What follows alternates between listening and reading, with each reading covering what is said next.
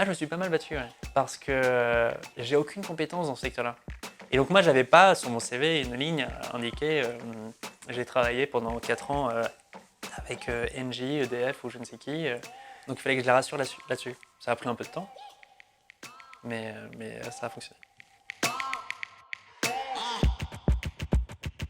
Je m'appelle Edouard, j'ai 33 ans et je suis consultant depuis 9 ans maintenant, mais j'ai changé de métier il y a peu.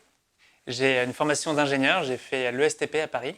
Par la suite, j'ai commencé ma carrière chez EY en audit financier, donc dans des missions de commissariat aux comptes. Donc ça, c'était pendant 4 ans, c'était un métier très comptable. Puis j'ai changé pour intégrer une petite société de conseil qui s'appelle Synapscore, dans laquelle je suis resté 5 ans. Et chez Synapscore, j'étais consultant en stratégie et organisation.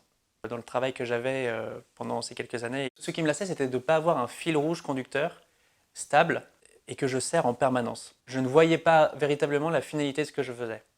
Et donc en fait, ce que je voulais, c'était finalement sortir de cet univers de consultant. Ma lassitude, elle s'est traduite par un manque de motivation petit à petit. C'était hyper enrichissant, c'était challengeant, ça me permettait de me rehausser. Mais en fait, malgré tout, petit à petit, j'étais moins motivé. Donc il fallait que je trouve des ressources qui n'étaient pas naturelles pour pouvoir bien travailler et vraiment délivrer comme il fallait avec la qualité que je m'imposais et que je voulais absolument délivrer. Je me rendais compte que j'étais de plus en plus pris par mon travail, que le stress que j'avais accumulé au travail, c'est un stress que je gardais aussi dans ma vie personnelle et qui m'accompagnait quand j'allais dîner ou quand j'étais en week-end et qui, du coup, me pesait un peu et qui transparaissait. Je pense que mes amis le voyaient, mon entourage le voyait. Régulièrement, je me redisais que ça va s'améliorer et que ça va aller bien. Et en fait, c'était hyper récurrent, ça a duré 5 ans. Et j'ai eu un peu cette phrase fais ce qui te plaît, qui a creusé son sillon un peu plus sérieusement, on va dire, il y a 1 ou 2 ans. Comme une rivière, à force de creuser le sillon et de faire son chemin, bah, ça a pris de l'importance. Et c'est ça, en fait, surtout, ce qui m'a poussé à changer. C'était le 1er janvier 2020, j'avais déjà un peu réfléchi à la chose. C'était le moment, enfin ça y est quoi. Je pense que si j'étais resté chez moi avec une feuille blanche, j'y serais encore en train de faire un parcours de compétences. T'entends parler de pas mal de success stories de gens qui se sont reconvertis et ça s'est bien passé. Il faut absolument que moi j'en fasse partie. Donc j'ai passé le pas en me disant il faut que je fasse un parcours de compétences parce que peut-être que j'apprendrai des choses et je saurai mieux me présenter et je saurai véritablement ce qui me plaît. Quand j'ai commencé le parcours, je savais 3 choses. Je savais que j'allais quitter mon métier. Je savais que je ne voulais pas renier ce que j'avais fait jusque-là. Je voulais que la suite de mon parcours se bâtisse sur ce que j'ai fait pendant ces 9 premières années. Et la troisième chose que je savais, c'était que je voulais faire quelque chose qui me plaise. Et des choses qui me plaisent particulièrement à ce moment-là, c'était lié à 2 secteurs, l'éducation d'une part et l'énergie d'autre part. Savoir ces 3 choses dans les secteurs, ça ne me permettait pas de savoir exactement comment j'allais les attaquer.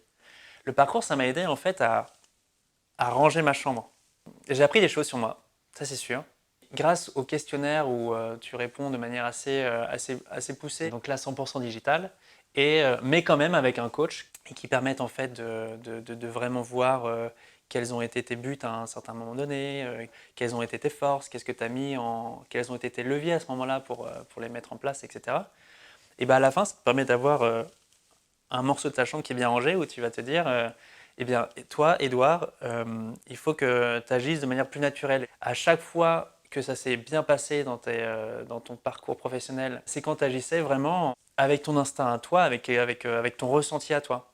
Et pas forcément en faisant attention à il faut absolument que je fasse de cette manière-là parce que c'est comme ça qu'on fait depuis tout le temps dans cette société ou dans ce sujet-là. Et comme ça, je ne ferai pas de vagues, etc. À la fin de mon parcours, quand je me suis mis en recherche véritablement du travail que je voulais faire, déjà j'ai effacé la piste de l'éducation, de l'innovation de l'éducation, et je me suis concentré sur la piste de mieux consommer l'énergie. J'ai eu une mission pendant assez longtemps, pendant 3 ans, dans ma précédente boîte, chez Synapscore, avec une équipe projet qui était en charge d'un méga projet de traitement de déchets dans l'énergie.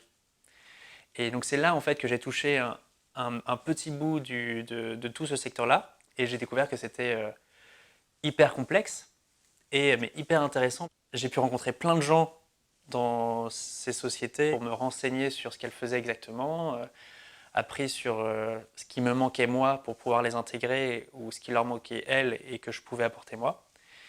Et donc en faisant tout ce travail-là depuis le printemps jusqu'à la fin de l'été, bah, j'en suis venu à découvrir la société dans laquelle je suis actuellement et pour lesquelles donc, je me suis battu après en entretien pour montrer que j'étais la bonne personne et que j'étais hyper motivé pour les intégrer.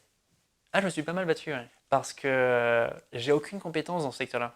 Moi, j'avais pas sur mon CV une ligne indiquée j'ai travaillé pendant 4 ans avec Engie, EDF ou je ne sais qui, donc il fallait que je la rassure là-dessus. Ça a pris un peu de temps, mais ça a fonctionné.